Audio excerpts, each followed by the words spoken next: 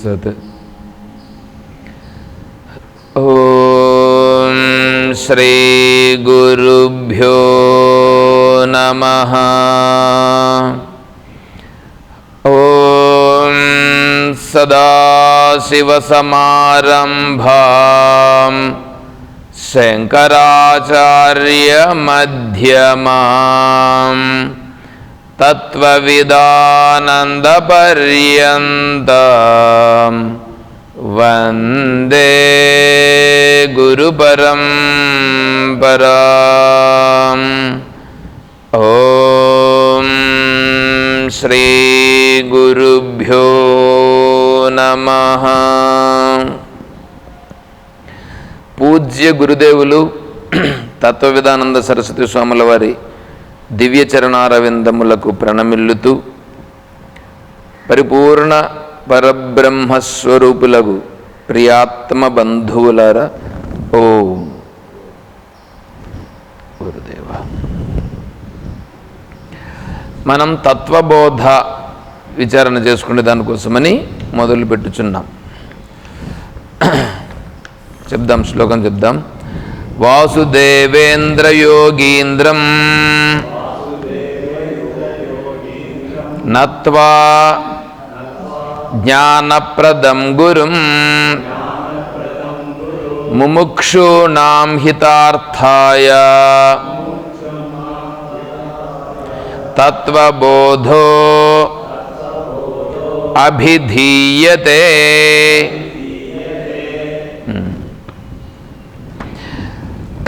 తత్వబోధ. ఇప్పుడు నేను నిన్న మీకు ఒక మాట చెప్పాను. ఈ తత్వబోధ ఏమిటి ఇప్పుడు అంటే, ఇది అన్నప్రాసన. అన్నప్రాసన. ఇప్పుడు మీరు ఎట్లుండాలి తెలుసా?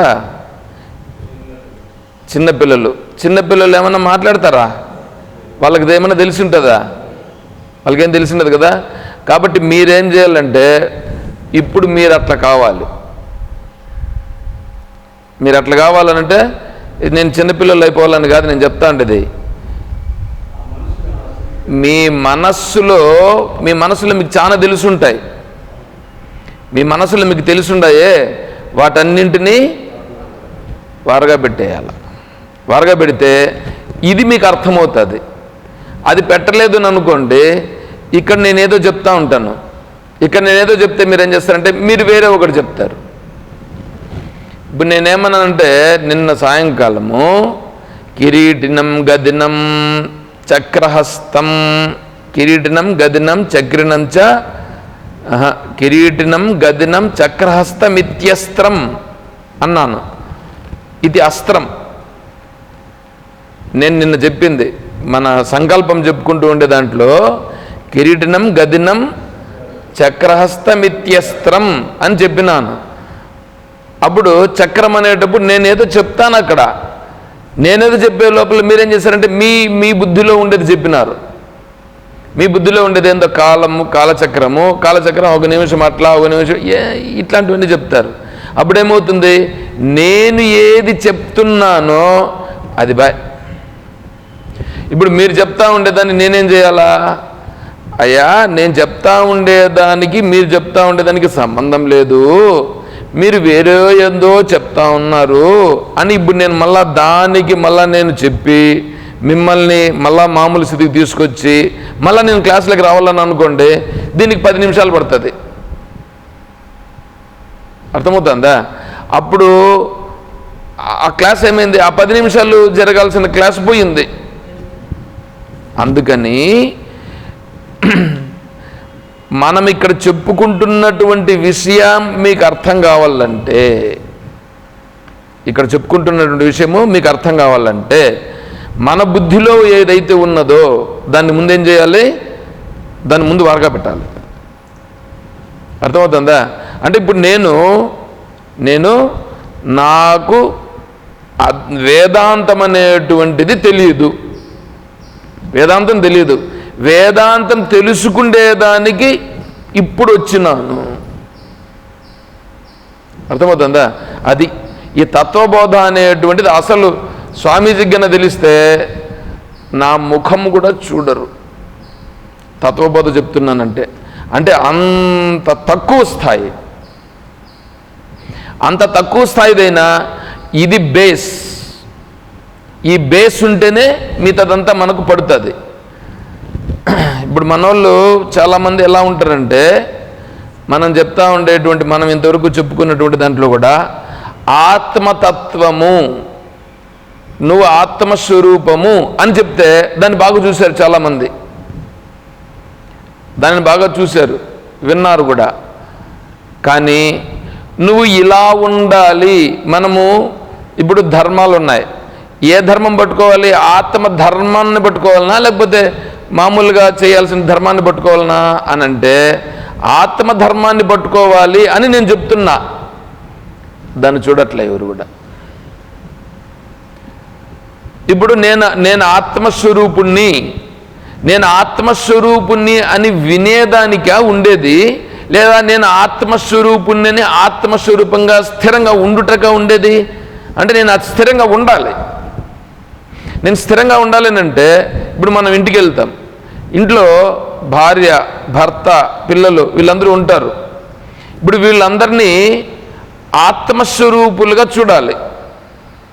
తర్వాత నేను ఇంకొక మాట చెప్పాను, అందరూ శ్రీరామ స్వరూపులు అని చెప్పినాను.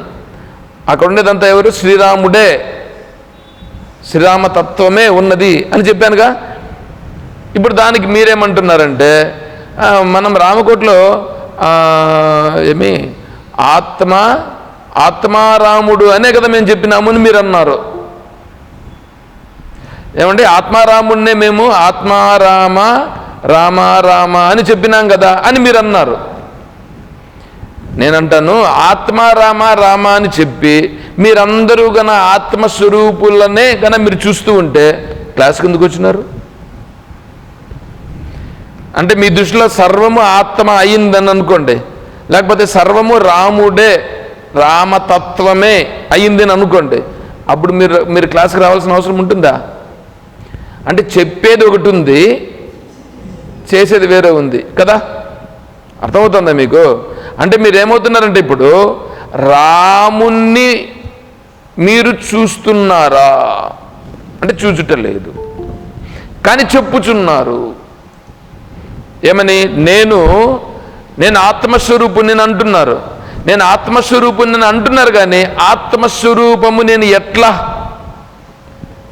ఈ శరీరం ఉంది, ఈ కళ్ళు ఉన్నాయి, ఈ చెవులు వింటున్నాయి, కళ్ళు చూస్తున్నాయి, నాలుగు రుచి చూస్తూ ఉంది, ఈ చర్మము స్పర్శను చూస్తూ ఉంది, ఇంకా మలమూత్ర రంధ్రాలతో బాగా అనుభవిస్తున్నాము, ఈ ప్రపంచాన్ని అంతా చూసి ఏందేందో ఉంది అని దాని వైపు అంతా పోతా ఉన్నాము.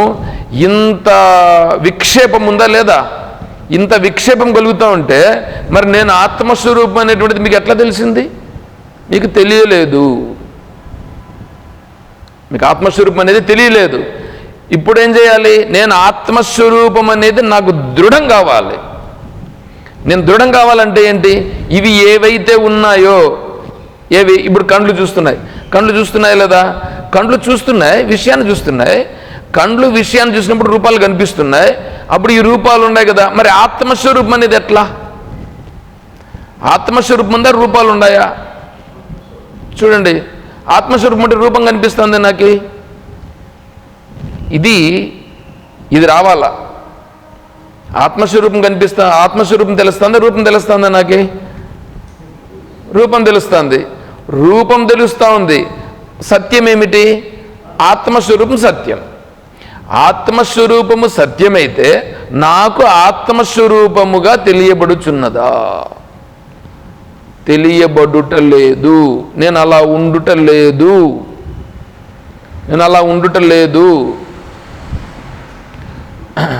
అది తెలియాలంటే ముందేం చేయాలి? ఇది ఉండడం కావాల.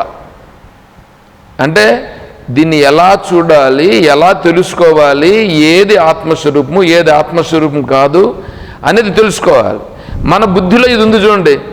మన బుద్ధిలో ఆత్మస్వరూపం ఎక్కడుంది అంటే అంతా ఉంది. అంతా ఉంటే ఇంకా మరి నేను ఆత్మస్వరూపం గురించి చెప్పడానికి ఎలా? అంత ఆత్మస్వరూపం ఉంది. అంత ఆత్మస్వరూపం ఎలా ఉందో చెప్పు. అంత ఆత్మస్వరూపము ఉంది. ఎలా ఉంది? నీకు నాకు మధ్యలో ఆత్మస్వరూపం ఉందా లేదా? ఉంది. ఎలా ఉంది? ఎలా ఉంది అని మమ్మల్ని అడగద్దండి. నీకు ఇంకా ఆత్మస్వరూపం గురించి ఏం తెలుసు అంటే ఊరికి నోటితో చెప్పడానికే ఉండేది. నోటితో చెప్పేదానికి ఉండేదానికి తేడా ఉంటుంది. ఆకలి అవుతా ఉంది. ఆకలి అవుతా అంటే ఏదో అన్నం పెట్టినారు. అన్నం పెడితే ఈ అన్నం తింటామా? అన్నంలో ఏముంది, ఇది తినేదానికి బాగుందా లేదా, దీన్ని ఎవరు చేసినారు, దీన్ని ఎలా ఉంది, అది చూస్తామా? దాన్ని చూడం. ఆడుండే పరిస్థితి ఏంటి? ఆకలి. ఆకలికి అన్నం. ఆకలిని తీర్చుకునే దానికి ప్రయత్నం చేస్తామే కానీ దాంట్లో ఏముందని చూస్తామా? చూసే పరిస్థితి. అలాగే ప్రపంచంలోకి పోయినావు. ప్రపంచంలోకి పోయినప్పుడు నీకు నేరుగా కనిపిస్తుంది ఒకటి, నేరుగా ఒకటి కనిపిస్తుంది. నాకు సరిపోయేది కనిపిస్తూ ఉంది, అంటే నా మనస్సుకు నచ్చింది కనిపిస్తూ ఉంది. అప్పుడు నా మనస్సుకు నచ్చిన దాన్ని తీసుకుంటానా?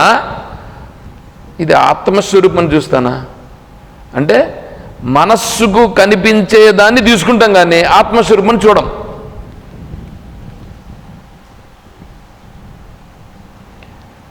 భార్య తిడతా ఉందండి,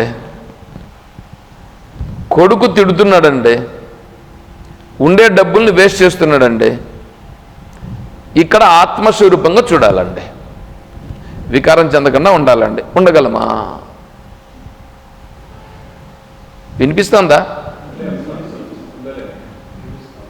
మరి అంత ఆత్మస్వరూపమే అని అంటున్నావంటే నువ్వు అంత ఆత్మస్వరూపం అనేది నోటితో చెప్తున్నావు కానీ అటుకు బేటప్పటికి ఉండట్లే. మరి ఏమైంది అది? నీ నీ నీ వేదాంతం ఏమైంది? నీ వేదాంతము పనికిరాని వేదాంతమైనది. పనికిరాని వేదాంతం కాదు కావాల్సింది, పనికొచ్చే వేదాంతము కావాల. గంగిగోవు పాలు గరిటెడైనను చాలు. అలాగే వేదాంతం తెలుసుకున్నది ఆచరణలోకి రావాలి. ఆచరణలో ఉంటేనే అది వేదాంతం అవుతుంది. ఆచరణలో లేని వేదాంతం కాదు. ఏమండి? నెక్స్ట్ ఇంకోటి ఏంటంటే ఈ వేదాంతము చదువుకున్న పండితులు ఉన్నారు. వేదాంతమును కూలంకషముగా బోధించేటువంటి పండితులు యూనివర్సిటీలో ఉన్నారు. వాళ్ళు పండితులు అంటే ఆ వేదాంతంలో ఏదేది ఎట్లెట్లా, ఇప్పుడు ప్రమ అంటేమి, అప్రమ అంటేమి, ప్రమలో ఎన్ని రకాలు ఉన్నాయి, అప్రమలో ఏంటి, ఖ్యాతి అంటే ఏమి, ఖ్యాతిలో ఎన్ని రకాలు ఉన్నాయి, దాంట్లో అనిర్వచనీయ ఖ్యాతి అంటే ఏంటి, అనిర్వచనీయ ఖ్యాతి ఎట్లా వస్తుంది, అది ఎట్లా దృఢమవుతుంది. ఇప్పుడు మీరు రూపం కనిపిస్తున్నారు కదా, ఈ రూపం ఎందుకు కనిపిస్తుంది, ఎలా కనిపిస్తూ ఉంది, దీన్నంతా బాగా చెప్తారు, బాగా వివరంగా ఇట్లాంటివి చెప్తారు, వేదాంత పరంగా చెప్తారు. వేదాంతం తీరా వచ్చేటప్పటికి బయట వచ్చినారని అనుకో, బయట వచ్చిన తర్వాత ఏం చేస్తారంటే అంతా ప్రాపంచిక విషయాల్లోనే వాళ్ళు ఉంటారు. బుక్ మూసేస్తే ప్రాపంచిక విషయాలే. నేను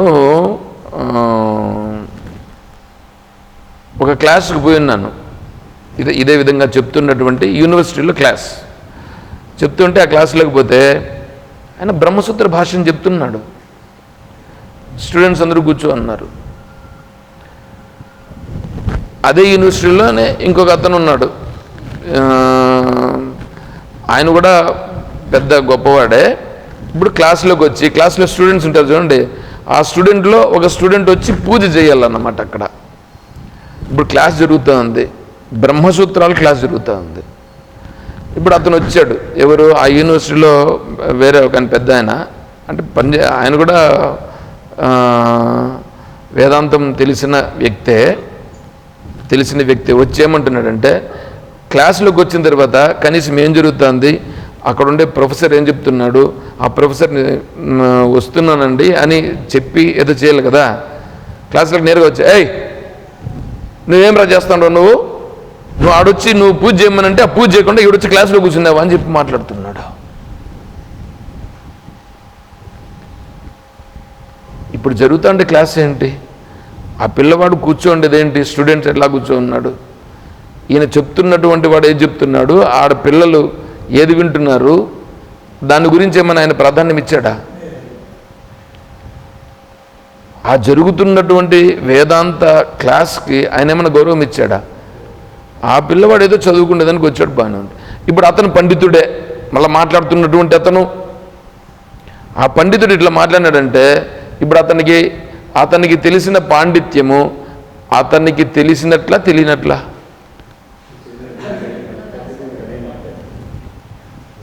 కొంచెమైనా ఉండాల్సిన పని లేదా అండి? అరే ఆయన మహాత్ముడు అది చెప్తున్నారే, ఆయనకు విలువనివ్వాలని వద్దా?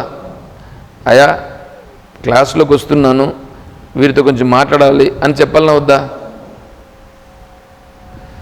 మాకు సన్యాస దీక్ష ఇచ్చేదానికి ముందర విరజా హోమం అని ఒకటి చేస్తారు. ఆ విరజా హోమం చేస్తాడంతా తప్పులు చేస్తున్నాడు ఆయన. ఎవరు హోమం చేపిస్తున్నాడు? పురోహితుడు. స్వామీజీకి అన్నీ తెలుసు, చూస్తున్నాడు, అన్ని తప్పులు చేస్తున్నాడు, అర్థమవుతుంది. అయినా స్వామీజీ ఏం మాట్లాడలేదు, కూర్చోన్నాడు. స్వామీజీ కూర్చోన్నాడు.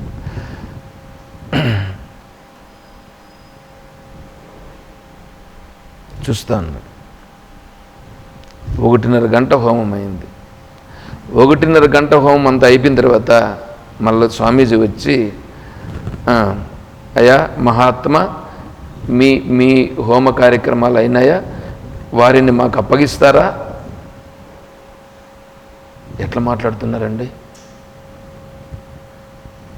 వారు మాట్లాడుతూ ఉండే దీంట్లో ఎవరు ఈ పురోహితుడు చేస్తున్నాడే, పురోహితుడు చేస్తున్న దాంట్లో తప్పులున్నాయి, అది స్వామీజీకి తెలుసు. అయినా వారు చేయాల్సిన కార్యక్రమం వాళ్ళు చేస్తున్నారు. స్వామీజీ మధ్యలో అడ్డం దూరలేదు. పైగా మళ్ళీ లాస్ట్లో ఏమన్నారు, అయ్యా మహాత్మా, వారిని మాకు అప్పగిస్తారా? ఎట్లుందండి ఇది? ఎంత గొప్ప స్థితిలో ఉన్నటువంటి మహాత్ముడు వీళ్ళు చేస్తున్నటువంటిదన్నీ తెలిసినా ఏమైనా ఒక్క మాట అంటున్నారా? వారు చేసేది వారు చేయనీయండి, మనం చేసేది మనం చేద్దామని అన్నారు స్వామీజీ. ఎట్లుండదండి? అది మహాత్ములు, అది జ్ఞానం కలిగినటువంటి వాళ్ళ యొక్క గొప్పతనం. చూడండి ఎట్లా ఉంటుంది. కానీ వీళ్ళు పాండిత్యం కలిగిన వాళ్ళు, కనీసం ఈయన క్లాస్ చెప్తున్నాడు, క్లాసులోకి వస్తున్నాం, ఆడ మనం ఏం చేస్తున్నాం, ఏం చేయాలి అనేటువంటి వివేకం అన్నా ఉందా? లేదు. అందుకని ఏమంటున్నానంటే, తెలిసినోళ్ళు అని అంటే ఏంటంటే చెప్పేవాళ్ళు కాదు, తెలిసింది ఆచరించేవాడే వేదాంతమును తెలిసినవాడు. అది కావాలంటే ముందు నాకేమీ తెలియదు అని తెలుసుకో. ఇప్పుడు నాకేమీ తెలియదని కూర్చో. నాకేమీ తెలియదని కూర్చుంటే నేను చెప్పేది మీకు అర్థమవుతుంది. నెంబర్ 1. నెంబర్ 2, మీరేమన్నా చెప్పాలని అనుకుంటే మళ్ళీ నన్ను అడగండి. దానికోసమనే మీకు సపరేట్గా కూడా క్లాస్ కూడా పెడతాం. లేదనుకో, మీరేమన్నా చెప్పాలని అనుకుంటే ఒక పేపర్ రాసియండి. ఆ పేపర్లో రాసిస్తే దాన్ని చూసి ఇక్కడ నాకు సరిపోయే పరిస్థితి వచ్చినప్పుడు కావాలంటే నేను దాన్ని చెప్తాను. అట్లా లేదంటే ఏమవుతుంది,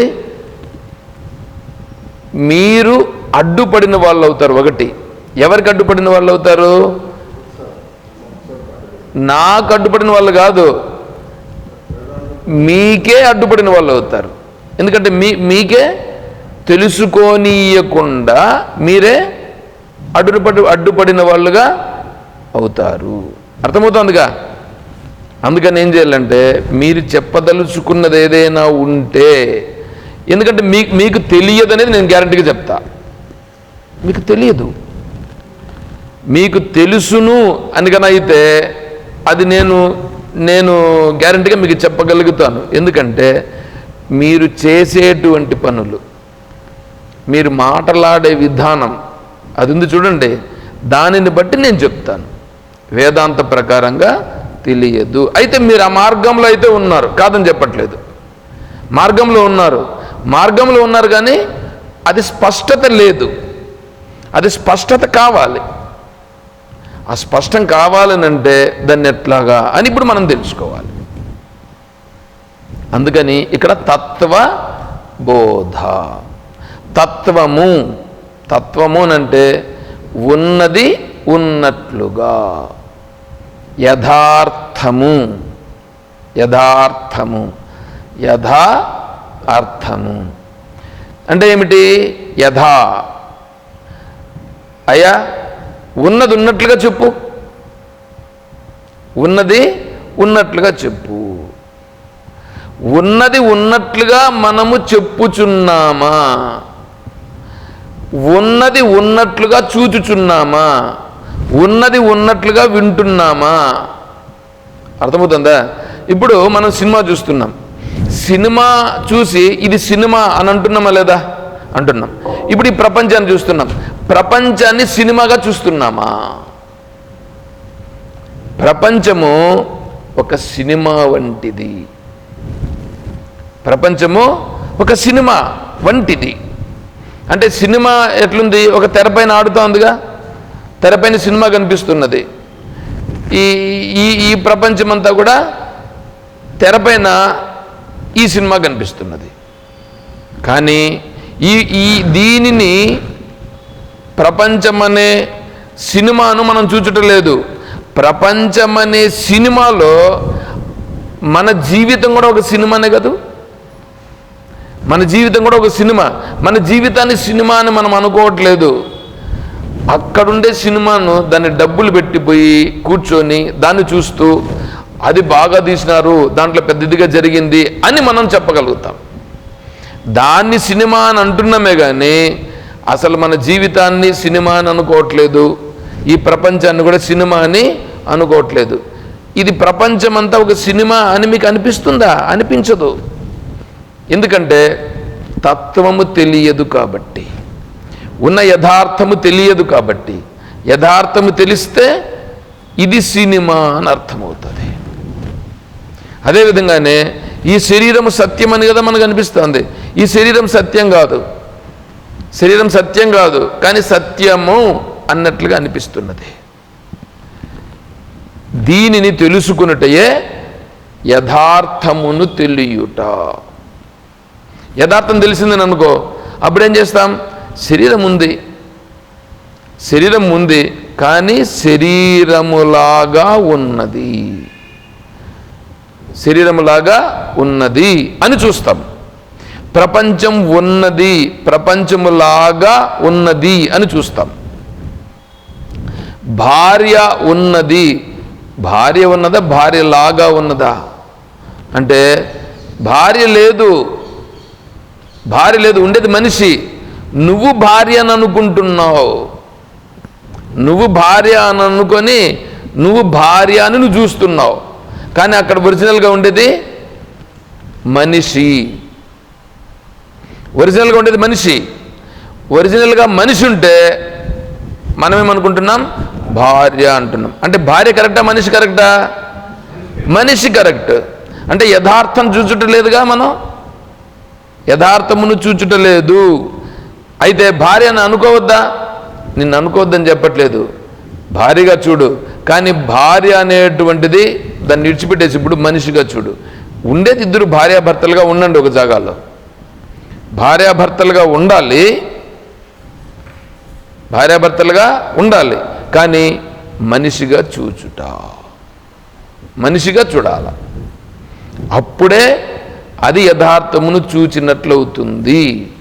కొడుకున్నాడు, కొడుకుని కొడుకు అని నీ మనస్సులో ఉన్నది, నిజంగా కొడుకు కాదు ఉన్నది. అక్కడ మనిషి ఉన్నాడు.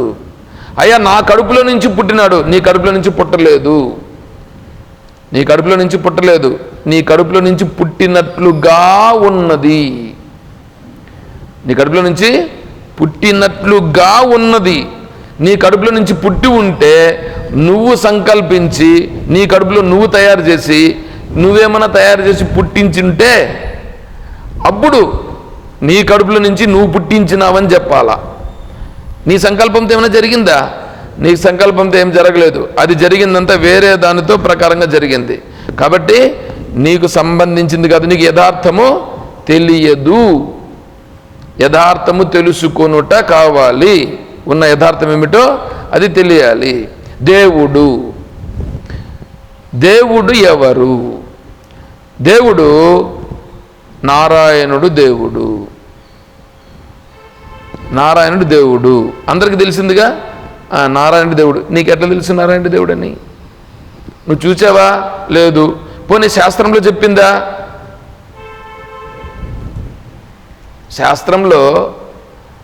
శాస్త్రం అంటే మనకు తెలిసిందేంటి? ఏకం శాస్త్రం దేవకీ పుత్ర గీతం. ఏకం శాస్త్రం, ఒకటే శాస్త్రం. ఏమిటి? దేవకీ పుత్ర గీతం. దేవకీ పుత్రుడైనటువంటి పరమాత్మ చెప్పినటువంటిదే శాస్త్రం. మిగతా శాస్త్రాలంతా మాకు అవసరం లేదు. ఈ శాస్త్రంలోనే అన్ని శాస్త్రముల యొక్క సారాంశం ఉన్నది. కాబట్టి దీంట్లో దేవుడు అహమాత్మ గుడాకేశ సర్వభూతాశయస్థిత అని అన్నాడు భగవంతుడు. అంటే నేను దేవుడు. ఎవరు దేవుడు? నేను ఎక్కడున్నాను? అహమాత్మ. అహం అంటే నేను, ఆత్మ, నేను ఆత్మస్వరూపుణ్ణి. గుడాకేశ సర్వభూతాశయ, సర్వభూతములయందు ఆశయ, సర్వభూతాశయ స్థిత, సర్వభూతములయందు నేను దృఢముగా ఉన్నాను ఆత్మరూపముగా. అంటే ఇప్పుడు భగవంతుడు ఎవరు? భగవంతుడు అందరి హృదయములో ఉన్నటువంటి ఆత్మస్వరూపము. నారాయణుడు నువ్వు అంటున్నావు కదా, ఆ నారాయణుడే కరెక్టే. ఆ నారాయణుడు ఎవరు? ఆ నారాయణుడు అందరి హృదయములలో ఉన్నటువంటి ఆత్మస్వరూపమే నారాయణుడు. నారాయణ, అదే నారాయణ, అదే దైవము, అదే ఆత్మ. ఇప్పుడు ఆత్మస్వరూపం తెలుసుకుంటే యథార్థంగా వచ్చిందా లేదా? ఇప్పుడు నారాయణ నీకు రూపం తెలియనప్పుడు, నారాయణ తెలియనప్పుడు రూపం పెట్టుకున్నాం. ఇప్పుడు తెలిసిన తర్వాత ఆ రూపము కూడా నారాయణ. ఈ అందరి హృదయాల్లో ఉన్నది అంతా నారాయణ. నిజంగా ఏమిటి? ఇంతకు ముందు ఒకప్పుడు రూపమును చూచినాం, రూపమును చూసి నారాయణ అని అన్నాం. ఇప్పుడు రూపం ఒకటే కాదు, అందరి హృదయములలో ఉన్నది నారాయణ. ఇంకా లోతుగా పోవాలి. ఇంకా లోతుగా పోతే ఈ శరీరాలన్నీ ఎక్కడి నుంచి వచ్చినాయి? ఆ నారాయణ నుంచినే వచ్చినాయి ఈ శరీరాలన్నీ కూడా. ఈ శరీరాలన్నీ కూడా ఎక్కడి నుంచి? ఎవడు తయారు చేశాడు? ఏమన్నా మీ అమ్మ మీ నాన్న ఏమన్నా ఇంటి వెనకాల బంకమట్టి నుంచి తెచ్చేమన్నా చేసినారా? లేదా వాళ్ళ శరీరంలో నుంచి వాళ్ళేమన్నా తీసి తయారు చేసినారా? లేదు. దాని నుంచి తయారు చేసినారు. మమయోనిర్ మహద్బ్రహ్మ తస్మిన్ గర్భం దధామి సంభవ సర్వభూతానం తతో భవతి భారత.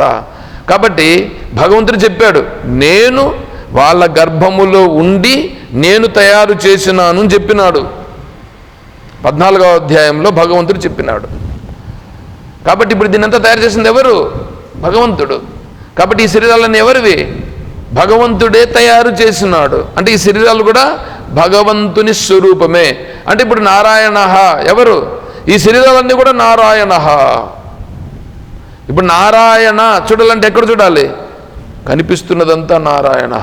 ఇది యథార్థం.